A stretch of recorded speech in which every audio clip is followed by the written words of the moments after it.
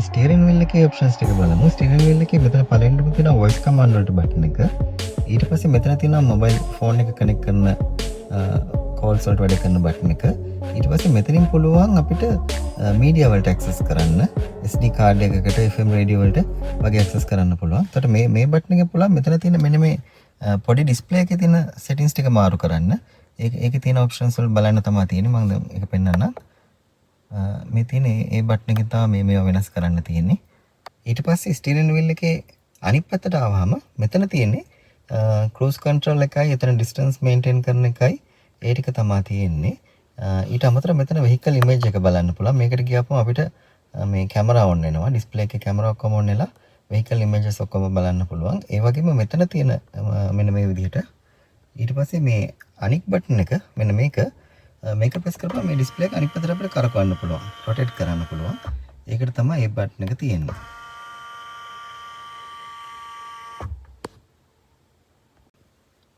ඊට පස්සේ අපි මේන් ඩිස්ප්ලේ එක බලමු. මේන් ඩිස්ප්ලේ එකේ මේ විදිහට තමයි ඉන්නේ. මේක තව මේ පැත්තට කොටසක් යන්න පුළුවන්. එතකොට මේ පළවෙනි එකේ තියෙන්නේ මෙතන මොබයිල් ෆෝන් එක කනෙක්ට් කරන්න පුළුවන්. ඒ වගේ මෙතන මියුසික් ප්ලේ කරන්න පුළුවන්. ඊට අමතරව මෙතන පුළුවන් රේඩියෝ වලට ඇක්සස් කරන්න. ওই ටික තමයි තියෙන්නේ එතන. ඊට අමතරව මේ පල්ලෙහාන් තියෙන ටිකේ මෙන්න මේ ටිකේ මෙතනින් AC වලට, එතකොට මේ පැත්තේ AC වලට යන්න තියෙන්නේ. දෙපැත්තෙම තියෙනවා. එතකොට AC වල අපිට පුළුවන් මේ පැත්තේ ඩ්‍රයිවර් සයිඩ් එක, අර පැත්තේ පැසෙන්ජර් විදිහට වෙන වෙනම අපිට අවශ්‍ය කරන ටෙම්පරේචර් එක සෙට් කරන්න පුළුවන්. එතකොට ඒකෙදි අපිට මෙතන උඩ තියෙනවා AC එකට අදාළව තියෙන සෙටින්ග්ස් ටික. දැන් AC එක අපි ඔන් කරාපුවාම ඔන්න ඔය විදිහට තියෙන්නේ. අපිට මෙතනින් AC එක කොහොමද එන්න ඕනි කියන ඒවා ටික සිලෙක්ට් කරන්න තියෙන්නේ. ඊට අමතරව මෙතන පුළුවන් අපිට සීට් එකේ වෙන්ටිලේටර් ඔන් කරනවා නම් අපිට මේක ගිහිල්ලා කූල් එක ඔන් කරන්නත් පුළුවන්, හීට් එක ඔන් කරන්නත් පුළුවන්. ඒ වගේම පැසෙන්ජර්ටත් ඒ පැත්ත පුළුවන් ඔන් ඔෆ් කරන්න. ඊට පස්සේ අපි මේන් ස්ක්‍රීන් එකට මේ විදිහට යන්න පුළුවන්. මෙතන හෝම් එක ප්‍රෙස් කරලා ටච් කරලා මේ පැත්තට ගියාපුවා මෙතන තියෙන BYD assist කියලා එකක් තියෙනවා. ඒකේ BYD එකේ settings වගේක් තියෙනවා. මම පෙන්නන්නම්. මෙන්න මේ විදිහට තියෙන්නේ. අපි කොහොමද මේ කායකේ අර voice commands දෙන්නේ ඒවා ඒ ටික configure කරන්න තමයි මෙතන තියෙන්නේ. අපිට ඒ ටික හදන්න පුළුවන්. එතකොට අපිට මේ broadcast එකේ වගේ volume හදන්න ඒ වගේ දේවල් ටිකක් තමයි මෙතන තියෙන්නේ. මෙතන settings ටිකක් තියෙනවා තව. ඒ ටිකට අපිට access කරන්න පුළුවන් එතනින්. ඊට පස්සේ ආපහු මම home එකට යන්න. ඊට පස්සේ මෙතනක් තියෙනවා අපි Android phone එකක් පාවිච්චි කරනවා නම් Android Auto පාවිච්චි කරන්න පුළුවන්. ඒ වගේම මෙතනින් Apple CarPlay එක පුළුවන්. ඊට පස්සේ media center එකට ගිහිල්ලා අපිට chip එකක් වගේ use කරනවා අපිට ඒකට යන්න පුළුවන්. ඊට පස්සේ vehicle image එකට ගිහිල්ලා අපිට images මේකේ vehicle එකේ images ටික බලන්න පුළුවන්. වටේ කැමරා on කරලා බලන්න පුළුවන්. ඒක 360 කැමරා එක තියෙන්නේ. මෙතනින් අපිට මේ color setting එක හදන්න පුළුවන්. ඊට අමතරව මෙතන තව මේ extra ටිකක් තියෙනවා. ඒක use කරන්න අපිට අවශ්‍ය වෙන්නේ නැහැ. ඊට පස්සේ මෙතනින් ඇල්බම් එකට ගිහිල්ලා මේක අපි දාලා තියෙන images ඒ ටික බලන්න පුළුවන්. ඊට පස්සේ මෙතන අපිට charging එක set කරන්න පුළුවන්. අපිට 80%ක් charge වෙලා නැතර වෙනවද 100%ක් යනවද ඒ වගේ settings ටිකක්. ඒතකොට time එක on කරලා charge කරන්න පුළුවන්. ඒ ටික තියෙනවා. ওই ටික තමයි මූලික එන්නේ. ඊට පස්සේ මෙතන මේ තියෙන Gpack කියන එක මේ අලුතෙන් දාලා දුන්නේ. ඒ කියන්නේ මේ BYD එකේ සර්විස් එකට ගියාට පස්සේ අපිට මේක දාලා දෙනවා. මෙතන අපිට මෙන්න මේ වගේ apps ටිකක් access කරන්න අවස්ථාව දීලා තියෙනවා. මේ වගේ දැන් YouTube වගේ ඒවා නම් අපි drive කරනකොට වැඩ කරන්නේ නැහැ. අපි පාක් කරලා තියෙනකොට තමයි ඒ ටික වැඩ කරන්නේ. ඉතින් අපිට මේ app ටික දාගන්නත් පුළුවන් අවශ්‍ය නම්. එතකොට ඊට පස්සේ තමයි මේ කාර් එකේ අපි මේ වෙනස් කරන දේවල් ටික කරන්න තියෙන මෙන්න මේ setting එකට ගිහිල්ලා ඒකට ගියාට පස්සේ අපිට පළවෙනිට මෙන්නේ light setting එක. light setting එකට ආවට පස්සේ මේකේ තියෙනවා මෙතන මේ ambient light එකේ තමයි අපි පළවෙනිට ඉන්නේ. එතන අපිට පුළුවන් මේ වාහනේ වැඩ කරන colors ඔක්කොම වෙනස් කරන්න. දැන් අපි හිතමුකෝ අපිට මේ බායකෙන් අපිට ඕනේ color එකක් දාන්න පුළුවන්. මම ඔයාලට පෙන්නන්නම් මෙන්න මේ විදිහට. දැන් තියෙන blue එක මම ඔන්න දැන් green එකට මාරු කරා. දැන් මම red එකට මාරු කරනවා. හරි. මේ විදිහට මේ colors මාරු කරන්න පුළුවන්. ඒතර මේ door panel එකේ තියෙන එකත් ඒ විදිහට වෙනස් කරන්න පුළුවන්. දැන් අපි yellow ගියා, blue ගියා, purple ගියා. ඊට පස්සේ ඔන්න ඔය විදිහට අපිට මේ colors වෙනස් කරන්න පුළුවන්. ඒ colors වෙනස් කරන්න තමයි මේ බායක තියෙන්නේ. ඒකෙන් හදන්න පුළුවන්. ඊට පස්සේ මේකේ මේ brightness අඩු වැඩි කරන්නත් පුළුවන්. මේ වටේ තියෙන light වල brightness අඩු වැඩි කරන්න තමයි මේක තියෙන්නේ. ඒ වගේම තමයි අපි මේ ඇප්ලයි කරන කලර් එක මුළු කායකේම තියෙන ඔක්කොම ඩෝස් වල ඒ තියෙන හැම පැනල් එකකටම වැඩ කරන්නද එහෙම නැත්නම් ෆ්‍රන්ට් එකට විතරද ඒ විදිහට අපිට මේක හදන්න පුළුවන් ඕනේ තැනට ඕනේ විදිහට. ඊට පස්සේ මේ ඩයිනමික් කලර් එකට දැම්මොත් මේක කලර් චේන්ජ් වෙනවා. අපි එක කලර් එක තියන්න ඕනේ නැහැ. එතකොට පාට විදිහට මාරු වෙවි යනවා. ඔය ටික තමයි එතන තියෙන්නේ. ඊට පස්සේ සින්දුවක් එහෙම ආනකොට මේක රිද්ම් එකකට වැඩ කරන්න ඕන කලර් එක මාරු වෙවි. හරි එහෙම නැත්නම් ඒ ඔප්ෂන් එක හදලා තියන්න පුළුවන්. ඊට පස්සේ මෙතන උඩින් ගියොත් එක්ස්ටීරියර් ලයිට් තියෙනවා. එක්ස්ටීරියර් ලයිට් එකේ මෙතනින් අපිට අර ඩේ ටයිම් රනින් ලයිට් එක ඔන් ඔෆ් තියන්න පුළුවන්. ඊට පස්සේ මේ හෙඩ් ලයිට් එකේ ඩිස්ටන්ස් හදන්න පුළුවන්. කොච්චර දුර වදින්න ඕනේද කියන එක. මේක මේ ලෝ බීම් එකට තියෙන්නේ. ඒක අපිට ළඟට ෂාප් තියෙන්න ඕනේද? නැත්නම් ටිකක් දුරට වදින්න ඕනේද කියලා බීම් එක දුරට යන්න ඕනේද කියලා. එතකොට මේක දාපුවම අපිට අර බීම් එක කන්ට්‍රෝල් කරන එක. ඒ කියන්නේ අපි වාහනයක් එනකොට එහෙම අපි බීම් එක ඔටෝමැටිකලි අඩු වෙන්න ඒ ටික තමයි මෙතන හදන්න තියෙන්නේ. ඊට පස්සේ මෙතනින් අපිට හදන්න පුළුවන් අපි මේ වාහනේ නතර කරලා යනකොට අපිට කොච්චර වෙලාවක් මේ ලයිට්ස් ඔන් වෙලා තියලා ඔෆ් වෙන්න ඕනේද? ඒ තප්පර ගණන් ටික සෙට් කරන්න පුළුවන්. ඊළඟට මෙතන අපි පළවෙනි එක ලයිට් එක හිටිය ඊළඟ ලොක්ස් වලට ගියාපම ලොක්ස් වලත් එහෙමයි. මේ වින්ඩෝස් ඕපන් වෙන්න ඕන ටයිම් ක්ලෝස් වෙන්න ඕන ඒවා කියන්නේ මේ ඕපන් වෙන්න ඕන විදිහ ක්ලෝස් වෙන්න ඕන විදිහ ඒතකොට මේ බටන්ස් වැඩ කරන්න ඕන විදිහ මෙතන දාන්න පුළුවන්. වැස්සක් එනවා නම් මේක ඔටෝ ඔෆ් වෙන්න ඕනේද? එතකොට වැස්සක් එනකොට ඔටෝ වැහෙන්න ඕනේද? එතකොට අපි වාහනේ පාක් කරලා ලොක් කරලා යනකොට ඔටෝ වැහෙන්න ඕනේද? ඒ වගේ මෙතන ඒ ටික හදන්න පුළුවන්. එතකොට ඩෝස් වලත් එහෙමයි. ඒකෙත් තියෙනවා මේ මෙතන තියෙන පිටිපස්ස ටේල් ගේට් එක ඕපන් වෙන්න ඕනේ ප්‍රමාණය. අපිට මේක වෙන 180ක් කියලා දැම්මොත් මේක මෙන්න මේ මෙතනින් ඇරෙන ප්‍රමාණය උස අඩු වෙනවා. 100ක් දැම්මොත් ෆුල් ඕපන් වෙනවා. ඒ විදිහට අපිට මෙතනින් හදන්න පුළුවන්. එතකොට ලොක්ස් වලට ගියාපුවමත් අපිට වෙන මේක ඩ්‍රයිව් කරන්න කලින් පාස්වර්ඩ් එකක් දාලා තියන්න පුළුවන් ඩ්‍රයිව් කරන්න මේ ඔන් එක ගත්තට පස්සේ. එහෙම නැත්නම් මේ රිමෝට් එකෙන් අන්ලොක් කරන්න ඒ ඔප්ෂන් එක තමයි මෙතන තියෙන්නේ. රිමෝට් එකෙන් අපි මේක අන්ලොක් කරනවා නම් ඩ්‍රයිවර්ගේ ලොක් එක විතරද නැත්නම් ඔක්කොම ලොක් අන්ලොක් වෙන්න ඕනේද කියන එක මෙතන හදන්න පුළුවන්.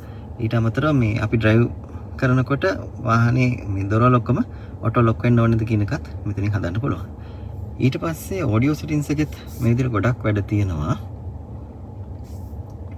ඔඩියෝ එකේ අපිට මෙතන ඕනනම් අපිට කස්ටමයිස් කරන්න පුළුවන්. අපිට ඒරියා එක කොතෙන්ද මේ සවුන්ඩ්ස් වල මේ සවුන්ඩ්ස් කොතෙන්ද ફોකස් කරන්න ඕනේ කියලා අපිට මේ ඒරියා එක හදන්න පුළුවන්. ඩ්‍රයිවර්ටද පැසෙන්ජර්ටද ඉස්සරහටද පස්සහටද ඔය විදිහට හදන්න පුළුවන්. එතකොට ඊට පස්සේ අපිට මෙතන දෙනවා කස්ටම් කියලා. කස්ටම් එකෙන් අපිට ඉක්වලයිසර් එකක් හම්බ වෙනවා. අපිට ඕන විදිහට බේස් ට්‍රිබල් එතකොට සබ් මේ වූෆර් එක වැඩ කරන්න ඕන විදිය හරි ඒ ටික හදන්න පුළුවන්.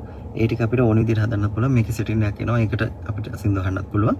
නැත්නම් කස්ටම් දාලා අපිට ඕන විදිහට හදලා තියන්නත් පුළුවන්. මේකේ ගොඩක් මේ ඇඩ්වාන්ස් ඔප්ෂන් තියෙනවා සවුන්ඩ්ස් වලත්. මෙතන මේ එළියෙන් ඇහෙන ටයර් එකේ සද්ද ඒවත් එක්ක මේ එතකොට හුලං එන සද්ද ඒ වගේ ඒවත් එක්ක මෙතන සවුන්ඩ්ස් ඇඩ්ජස්ට් වෙන්නේ ඒ විදිහට හදන්න පුළුවන් එකක් තියෙනවා. ඒවා බලා ගන්න පුළුවන් ඒ වගේ විදිහ. එතකොට මෙතන මීඩියා වොලියුම්ස් වෙනම තියෙනවා. ෆෝන් එකේ වොලියුම් එක, වොයිස් වොලියුම් එක ඒ ටික ඔක්කොම තියෙනවා. ඊට පස්සේ මේකට ගියාම නොටිෆිකේෂන්ස් වල තියෙන සෙටින්ග්ස් ටික බලා ගන්න පුළුවන්. එතකොට ඒකේ තියෙනවා අපිට මෙතන මේ හරි ලස්සන එකක් තියෙනවා. අපි සාමාන්‍ය සිග්නල් එකක් එහෙම දාපුවම දැන් මේ තියෙන විදිහට ටික් ටික් ටික් ටික් ගාලා සවුන්ඩ් එක එන්නේ. අපි මේක බ්‍රෑන්ඩ් කියලා දාපුවම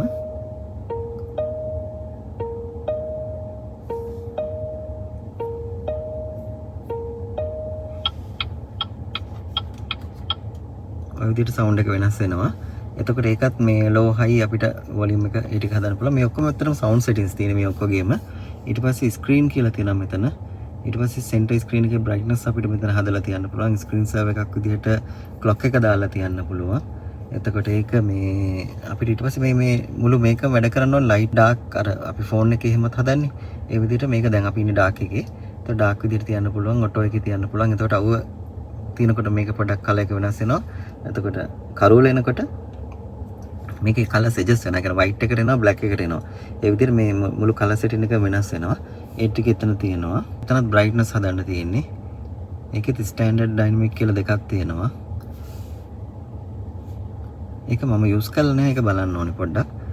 එනර්ජි එකේදී ගියාට පස්සේ අපිට පුළුවන් මේක ස්ටෑන්ඩඩ් විදිහට කියන්නේ පල්ලමකම යනවනම් අපිට මේකේ පුළුවන් මේ රීජනරේටිව් බ්‍රේකින් වලින් පවර් එක ගන්න පුළුවන් බැටරියට.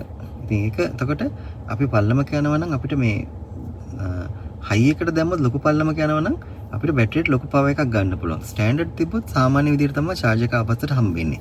ඒක තමයි ඇඩ්ජස්ට් කරන්න තියෙන්නේ. ඊට පස්සේ මෙතන තියෙනවා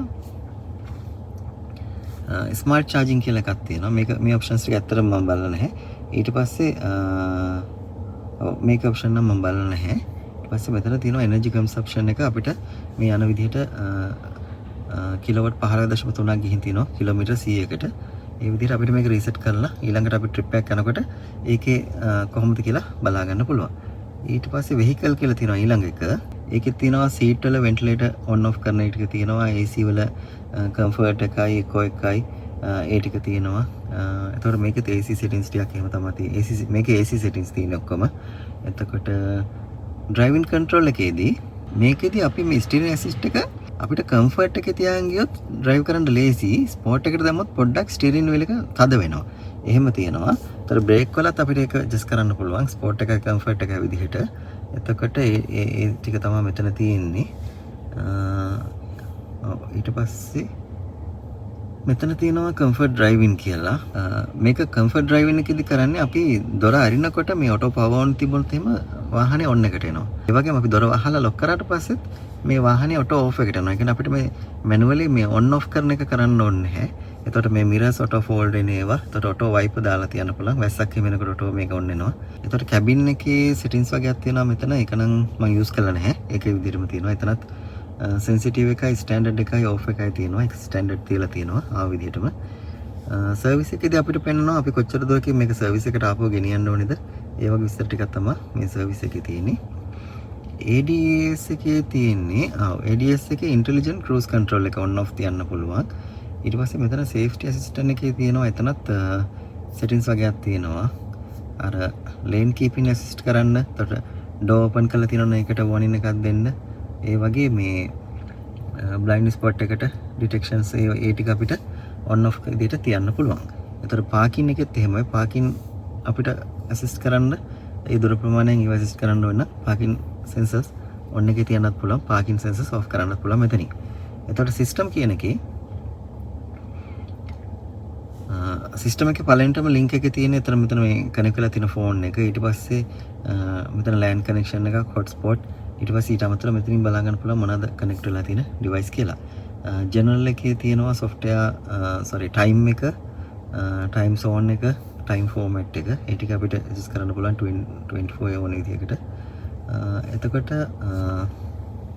ඒකේ යුනිට්ස් අපිට දාගන්න තියෙනවා. මෙතන මේ යුනිට්ස් වල අපිට දාන්න පුළුවන් කිලෝමීටර්ද, එතකොට මයිල්ස්ද, එතකොට ටයර් ප්‍රෙෂර් එක අපි PSI යූස් කරනවා. එතකොට පවර්ස් අපි යූස් කරන්නේ කිලෝවොට් විදිහට. ඒ සෙටින්ග්ස් ටික තමයි මේකේ තියෙන. ටෙම්පරේචර් අපිට සෙල්සියස් යූස් කරන්න පුළුවන්. අනික ඒවාට වෙන මාරු කරගන්නත් පුළුවන් අවශ්‍ය නම්. ඒ ටික තමයි එතන තියෙන්නේ.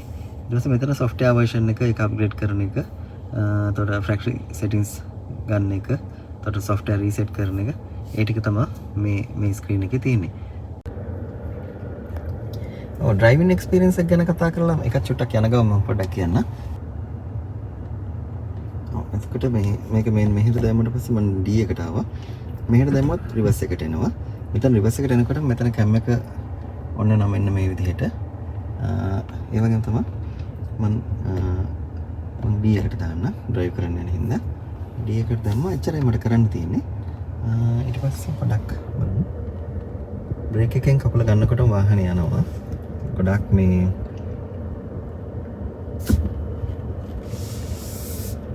ආකාරයෙන් තමයි ස්මූත්. ඔටෝ ලොක් වෙනවා. ඩෝ ලොක්ස් ටික ඔටෝ වැඩ කරනවා. මම මේ මොබයිල් ෆෝන් එකකින් වීඩියෝ එක ගන්න හින්දා චුට්ටක් හෙල්ලෙනවා ඇති වීඩියෝ එක.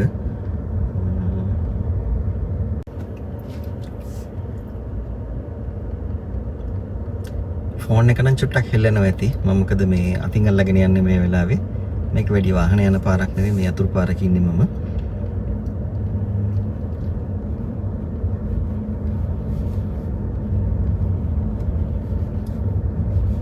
ඇතරම දැනෙන්නේ නැහැ පොඩ්ඩක්වත් මේ වාහනේ පදිනකොට. චුට්ටක්වත් දැනෙන්නේ නැහැ. අපිට ගොඩක් හොඳට පේනවා දැන් මෙතන පාරෙන් එළියට වෙලා තියෙන මෙතන මේ මම හිතන්නේ පොඩි ගස් ටිකක් තියෙනවා. ඒ ගස් ටික තියෙනින්ද බලන්න අපිට දැන් පේනවා අපි කොච්චරක් මේකට ලං වෙලා ඉන්නවද කියලා. මේක අපි තව ලං කරොත් එහෙම මෙතන පෙන්නනවා අපිට මේ කොච්චරක් දුරට ලං වුණාද. දැන් මේ 45 සෙන්ටිමීටර් කියලා මෙතන ඉන්ඩිකේට් කරනවා. ඒ කියන්නේ සෙන්ටිමීටර් 45කට ලං කරලා තියෙනවා. ඊළඟට තියෙන මේකේ වදින්න පුළුවන්. ඒ වගේ මේකේ ගොඩක් හොඳ මැෂිනින් සිස්ටම් එකක් තියෙනවා. ඊට පස්සේ කැමරාස් ගත්තාම මේ ෆ්‍රන්ට් කැමරා එක මේ විදිහට ගන්න පුළුවන්. අපි කැමරාවම ගොඩක් ක්වලිටි හොඳටම තියෙනවා. මම හිතන්නේ මේ හැරදී මට ඩිස්ප්ලේ එක ටිකක් පේනවා. මම පෙන්නන්න මේකේ කැමරාස් ගොඩක් පැතිවලට ගන්න පුළුවන්. දැන් මම පොඩ්ඩක් එළිය අඩු තැනකට ආවා.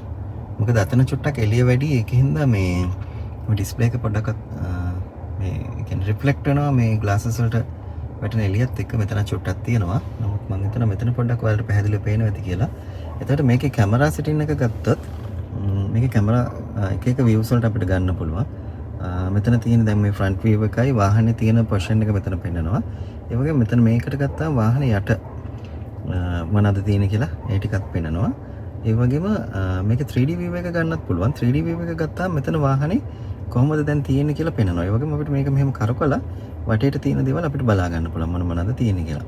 ඒ වගේ මේකේ 360 මං හිතන්නේ. ඔව් 360 view එකක් තියෙනවා. ඊට පස්සේ අපි 3D එක අයින් කරමු. එතකොට මේ තියෙන්නේ අපේ බෑක් කැමරා එක. ඒකත් අපිට මේ විදිහට හොඳ පැහැදිලිව ගන්න පුළුවන්. ඊට පස්සේ මේ තියෙන්නේ සයිඩ් කැම් එකක්. මේ තියෙන අනික් පැත්ත, පාර පැත්ත. ෆ්‍රන්ට් කැමරා එක ෆුල් අපිට ගන්නත් පුළුවන් මෙන්න මේ විදිහට. ඔය විදිහට ෆුල් විදිහට ගන්නත් පුළුවන්. ඊට පස්සේ බෑක් කැමරා එක ෆුල් විදිහට ගන්නත් පුළුවන්. එතකොට ඔය විදිහට තමයි ඊට පස්සේ මේ දෙපැත්ත වාහනේ තියෙන විදිහ ඒ ටික වෙන වෙනම ගන්න පුළුවන්. එතකොට වාහනේ මේ අතර කළුවට පෙන්වන්නත් පුළුවන් අපිට. වාහනේ යට මොනවද තියෙන්නේ කියලා එහෙම පෙන්වන්නත් පුළුවන්. එතකොට 3D view එකෙන් අරගෙන අපිට ඒ ඇන්ගල්ස් වලින් ගන්න පුළුවන්. වාහනේ පේන ඇන්ගල්ස් ගන්න පුළුවන්. ඊට අමතරව අපිට වාහනේ ඕනෙ පැත්තට හරවලා බලා ගන්න පුළුවන්. කොහොමද කියලා අප් ඩවුන් එතකොට left right ඔය ඕන විදිහකට අපිට මේක හරවන්න පුළුවන්. මම තව දෙයක් පෙන්නන්නම්. දැන් අපි මේක වාහනේ නතර කරලා අපි මේ පාරක වගේ නම් අපි ඩෝර් හැන්ඩල් එක මම පෙන්නන්න වාහනයක එන්න ඕනේ. ඔන්න දැන් මම ඕපන් කරන්න යනවා. Please shift into P gear. Please take care of vehicles coming behind you and opening the door. ඉතින් BYD seal එකේ ඔප්ෂන්ස් ගැන අපි කතා කරා. දැන් මම කියන්න මගේ එක්ස්පීරියන්ස් එක කොහොමද කියලා. මේ වාහනේ කිලෝමීටර් 510ක් යන්න පුළුවන් කියලා තමයි කියන්නේ. මම කිලෝමීටර් 450ක් වගේ දුවලා තියෙනවා. 4 දිනක් වගේ යන ගිහිලා දුර ගමනක් යනකොට කිලෝමීටර් 450ක් වගේ කවර් කරලා තියෙනවා. තව බැටරි එක ඉතුරුලක් තියෙනවා. එතකොට මට හිතා ගන්න පුළුවන් සාමාන්‍යයෙන් මේකේ සාධාරණ රේන්ජ් එකක් තියෙනවා කියන එක ගැන. එතකොට මගේ එක්ස්පීරියන්ස් එකත් එක්ක මම කියන්නම් EV එකක් හරියන්නේ මොන වගේ කට්ටියටද කියලා. EV එකක් හරියන්නේ ඇත්තටම දවසට කිලෝමීටර් 100ක් 150ක් වගේ එකම රූට් එක වගේ යන කෙනෙකුට නම් EV එක තරම් හොඳ වාහනයක් තවත් නැහැ. මොකද අපිට පෙට්‍රල් වලින් යන වියදමෙන් එකට එකක් අඩුවට අපිට EV එකක් පදින්න පුළුවන්. එතකොට ඔයාලා හිතයිනේ මේ කිලෝමීටර් 510ක රේන්ජ් එකක් තියෙද්දිත් මොකටද මේ 100ක් 150ක් ගැන කතා කරන්නේ කියලා. ඒකේ මෙහෙම දෙයක් තියෙනවා. දැන් අපි දුර ගමනක් හැමදාම යන්නේ නැහැනේ. අපි ට්‍රිප් එකක් යනවා නම් ඒක ටික ප්ලෑන් කරලා යන්නේ. එතකොට අපිට පුළුවන් කිලෝමීටර් 500ක්ද 1000ක්ද ඕනේ ප්‍රමාණයක් මගදී charge කරගෙන ඒ ගමන යන්න පුළුවන්. නමුත් එතෙන්දී අපිට අර මේ high charge අපි use කරනකොට අපිට charge කරන්න යන මුදල පොඩ්ඩක් වැඩි. දැන් සාමාන්‍යයෙන් ගෙදර පාවිච්චි කරනවා නම් යුනිට් 200න් පස්සේ සාමාන්‍යයෙන් එක යුනිට් එකක් රුපියල් 70ක් වගේ වෙනවා. නමුත් අපි අර මේ එළියේ තියෙන මේ ෆාස්ට් charge එකක් පාවිච්චි කරනවා නම් මම දන්න විදිහට සාමාන්‍ය රුපියල් 100න් උඩ 100 140 ඒ වගේ මිලකට යනවා යුනිට් එකක්. ඒතකොට අර ගෙදර පාවිච්චි කරන මිල වගේ දෙගුණයක් යනවා. ඒ කියන්නේ සාමාන්‍ය පෙට්‍රල් වල යන කොස්ට් එකට සමාන වෙනවා ගොඩක් දුරට අපි ඔය මේ high charge use කරනවා නම්. නමුත් අපි ඉස්සෙල්ලා මේක දැන් ෆුල් charge කරගෙන යන ගමනක් යන්නේ. එතකොට ඒ යන්න පුළුවන් කිලෝමීටර් 500 අපිට ඒ වාසිය තියෙනවා. ඊට පස්සේ අපි අතරමැද charge කරන එකට අපිට වාසියක් හම්බෙන්නේ නැහැ ඇත්තටම. එතෙන්දී අපිට සාමාන්‍ය කොස්ට් එකක් යනවා දුර ගමන් යනකොට. නමුත් අපි දිනපතාම කිලෝමීටර් 100 200ක් පදිනවා නම් මම ගිහිල්ලා ඇවිල්ලා අපිට හිමීට charge එකට දාලා තියන්න පුළුවන්. එතකොට ආයෙ පහුවදා යනකොට අර ප්‍රමාණය fill වෙලා තියෙන්නේ. ඉතින් ඒ වගේ පාවිච්චි කරනවා නම් EV තරම් හොඳ දෙයක් තවත් නැහැ කියලා මම කියන්න ඕනේ. තව දෙයක් තමයි මේ EV වල අපිට මේන්ටනන්ස් කොස්ට් එක ගොඩක් අඩුයි. දැන් සාමාන්‍ය පෙට්‍රල් වාහනයක සර්විස් එකකට අපිට රුපියල් 30000ක්වත් යනවනේ අඩුම. එතකොට අපි කිලෝමීටර් 5000න් 5000ට සර්විස් කරන්න ඕනේ. අපි හිතමු මොන හරි ඔයිල් එකක් හරි වෙනස් එකක් දාලා කිලෝමීටර් 10000කට සර්විස් කරත් අපිට ඔයිල් එකේ ප්‍රයිස් එකත් එක්ක එතකොට රුපියල් 50000ක් විතර යනවා. මගේ එක්ස්පීරියන්ස් එකක් කියන්න මම Nissan Leaf එකක් පැද්දා. ඒක අවුරුදු 9ක් පැද්දා. ඒක දෙනකොට කිලෝමීටර් 90000ක් පැදලා තිබුණේ. ඒ කිලෝමීටර් 90000 පැදිනකොටත් මට මොනවාත්ම පාර්ට්ස් දාන්න වෙලා තිබුණේ නැහැ. අන්තිම හරියේදී බ්‍රේක් පොඩ්ඩක් තද වෙන ගතියක් තිබුණා. ඊට පස්සේ මම ඒක පොඩ්ඩක් චෙක් කරන්න දැම්මට පස්සේ බ්‍රේක් අර එක දිගට කාලයක් පැදලා හින්දා ඒවා පොඩ්ඩක් අර ග්‍රීස් වගේ එක බැඳිලා තිබුණා. ඒ ටික ක්ලීන් කරලා දැම්මට පස්සේ ආයෙ හරි බ්‍රේක් පැඩ්ස්වත් දාන්න ඕනේ නැහැ කිලෝමීටර් 90000කට. එතකොට හිතා ගන්නකො මේ EV වල කොච්චර මේ ඉතිරියක් වෙනවද කියලා. දැන් සාමාන්‍යයෙන් අපි කිලෝමීටර් 20-30000ක් යනකොට මේ බ්‍රේක් පැඩ්ස් එහෙම දාන්න ඕනේ පෙට්‍රල් වාහනයක නම්. ඒ වගේම තමයි මේ EV එකක් පාවිච්චි කරනවා නම් අපිට තව වාසියක් ගන්න පුළුවන්. අපි ගෙදර සාමාන්‍ය විදිහට මේ කරන්ට් එක පාවිච්චි කරනවා නම් පොඩ්ඩක් යුනිට් එකක ප්‍රයිස් එක වැඩි වෙනවනේ. නමුත් අපිට පුළුවන් බිස්නස් පර්පස් ගත්ත ලයින් එකක් යූස් කරනවා නම් අපිට රුපියල් 70ක් විතර යන යුනිට් එක රුපියල් 40-45ට වගේ ගන්න පුළුවන්. එතකොට අපිට තවත් රුපියල් 20ක 30ක වාසියක් ගන්න පුළුවන් කරන්ට් බිල් එකේදී. ඒ වගේම අපිට සෝලාර් පාවිච්චි කරන්න පුළුවන් නම් සෝලාර් සිස්ටම් එකක් ගෙදරකට හරි අපි charge කරන තැනට පාවිච්චි කරන්න පුළුවන් නම් තවත් cost එක අඩු කරගන්න පුළුවන්. සීල් එකේ මම දැකපු තවත් වාසි තියෙනවා ගොඩක් ඒවා. තියෙනවා දැන් වැස්ස වෙලාවක එහෙම සමහරලාට අපි යනකොට අපිට ඉස්සරහින් යන වාහනේ බ්‍රේක් කරන එක අපේ ඇහැට පේන්න පොඩි වෙලාවක් ගත වෙනවා. ඒ කියන්නේ මේ ඊට පස්සේ අපි ඒක බ්‍රේක් කරන්න යන ටයිම් එකයි ඒ ටික ඔක්කොම බලනකොට තප්පර ගානක පොඩි ગેප් එකක් තියෙනවා කියන්නකො. නමුත් අපි ඒක දකින්න කලින් මේ වාහනේ අපිට ඔටෝ බ්‍රේක් එකෙන් සපෝට් කරනවා. එතකොට ඒ වගේ වෙලාවකදී මට දෙතුන් පාරක් වෙලා තියෙනවා. මම බ්‍රේක් එකට කකුල තියන්නත් කලින් වාහනේ ස්ලෝ ඩවුන් වෙනවා. වාහනේ ඔටෝමැටිකලි බ්‍රේක් වෙනවා. ඒ වගේ මේකේ මේ හොඳ සෙන්සර් සිස්ටම් එකක් තියෙනවා. සේෆ්ටි සයිඩ් එකෙන් මට හිතෙනවා ගොඩක් හොඳ තැනක තියෙනවා කියලා මේ වෙහිකල් එක. ඒ වගේම තමයි මේකේ මේ පාවිච්චි කරලා තියෙන මෙටීරියල්. පාවිච්චි කරලා තියෙන මෙටීරියල් ඇත්තටම ඉතාමත් හොඳයි. මේක සාමාන්‍යයෙන් මට හිතෙන්නේ යුරෝප් මාකට් එක ටාගට් කරලා මේ හදන වාහනයක් වෙන්න ඕනේ. ඒකින්ද වෙන්න ඇති මේ තරම් හොඳ මෙටීරියල් යූස් කරලා තියෙන්නේ. ඩ්‍රයිවිං එක්ස්පීරියන්ස් එක ගැන කියනවා නම් මේ වාහනේ පදිද්දි ඇත්තටම අපිට දැනෙන්නේ නැහැ. මේ කිලෝමීටර් 500 රේන්ජ් එකම අපි එක දවසට පැද්දත් අපිට වාහනයක් පැද්දා කියලාවත් දැනෙන්නේ නැහැ. ඒ තරම් අපිට මේ බොහොම පහසුවෙන් පදින්න පුළුවන්. මෙන්න මේ දෙත් කියන්න ඕනේ EV එකකින් ගමනක් යනකොට සාමාන්‍යයෙන් ඒ ගමන ගිහින් එනකොට බැටරි එම්ටි වෙන්න එන්න එපා. දැන් අපි හිතමු කිලෝමීටර අපිට ගමනට යන්න තියෙන 250යි කියලා. එන්න 250යි 500යි. අපේ වාහනේ 500ක් යන්න පුළුවන් කියන රේන්ජ් එක. ඒතකොට අපි හිතනවා ගිහින් එන්න පුළුවන්. නමුත් අපි ඒක ඒ විදිහට යූස් කරන්න හොඳ නැහැ. අපි පළවෙනි පැත්තට යනකොට අර 250ම වේස්ට් කරගන්න හොඳ නැහැ. තේරුණාද? අපි මගක් ගිහිල්ලා අපිට මග charging point එකක් තියෙනවනේ එතෙන්දී ආයෙ full කරගන්න ඕනේ. full කරලා අගට යනවා. අගට ගිහිල්ලා ආයෙ එනකොට ආයෙත් අර මග තැනදී වුණා charge කරලා ආපහු ගෙදරට එනවා. එතකොට ඇත්තටම අපි අර බැටරි එකෙන් භාගයක් විතර වගේ ඉතුරු කරගන්න පුළුවන්. ඒ කියන්නේ අර 100%ක්ම ගමන ගිහින් එන්න වේස්ට් කරගන්න එපා. මොකද ඒ වාසිය ගන්න පුළුවන් හදිසියෙ ගෙදර එනකොට අපි හිතමු කාටරි අසනීපයි. පෙට්‍රල් එකකට යන්න ඕනේ මොන හරි හදිසි ගමනක් යන්න තියෙනවා. ඉතින් අන්න ඒ වගේ වෙලාවකදී ගෙදරට එනකොට ආයෙ බැටරි charge කර ඉන්න උනොත් එහෙම අපිට තව පැය දෙක තුනකට ගමන යන්න බෑ. ඉතින් ඒකින්ද අර පොඩ්ඩක් ඒක කල්පනාවෙන් පාවිච්චි කරන්න. EV පාවිච්චි කරන කට්ටිය දන්නවා ඇත්තටම. අලුතෙන් EV එකක් ගන්න කෙනෙකුට නම් එයාට ඒක ටිප් එකක් විදිහට මම කිව්වේ. ඒතර මේ වාහනේට එන normal charger එකෙන් charge කරන්න ගියොත් ලොකු වෙලාවක් යනවා. සාමාන්‍ය දවස් 2කමාරක් 3කට ලඟ වෙන්න යනවා. මොකද ඒක කිලෝවොට් 2කේ charger එකක් එන්නේ. අපිට කිලෝවොට් 7ක charger එකක් හයි කරලා දෙනවා කම්පැනි එකෙන්ම. ඒ කිලෝවොට් 7 charger එකෙන් charge කරනවා නම් බැටරි ෆුල් charge වෙන්න සාමාන්‍යයෙන් පැය 12ක් විතර යනවා. ඒකට හේතුව තමයි අර කිලෝවොට් 7 කියන ප්‍රමාණය අපේ ගෙවල් වල එන ලයින් එකේ එන්නේ නැහැ. කිලෝවොට් 4ත් 5ත් අතර වගේ ප්‍රමාණයකින් තමයි charge වෙන්නේ. බිඳුවේ ඉඳලා 100ට charge වෙනවා නම් පැය 12ක් විතර වගේ යනවා. නමුත් අපි daily පැදලා කිලෝමීටර් 100ක් 200ක වගේ ප්‍රමාණයක් ෆිල් වෙන්න නම් පැය 3-4කින් අර ප්‍රමාණය ෆිල් වෙනවා. එතකොට ඕවරෝල් ගත්තාම මට නම් කියන්න තියෙන්නේ ඇත්තටම සීල් එක හොඳයි. ඉතින් EV හොඳයිද නරකයිද කියන එකට උත්තරේ දෙන්න තියෙන අන්නේ විදිහට EV එක පාවිච්චි කරන කෙනා අනුව එයාගේ අවශ්‍යතාවය අනුව තමයි EV එක හොඳද නරකද කියලා තීරණය වෙන්නේ.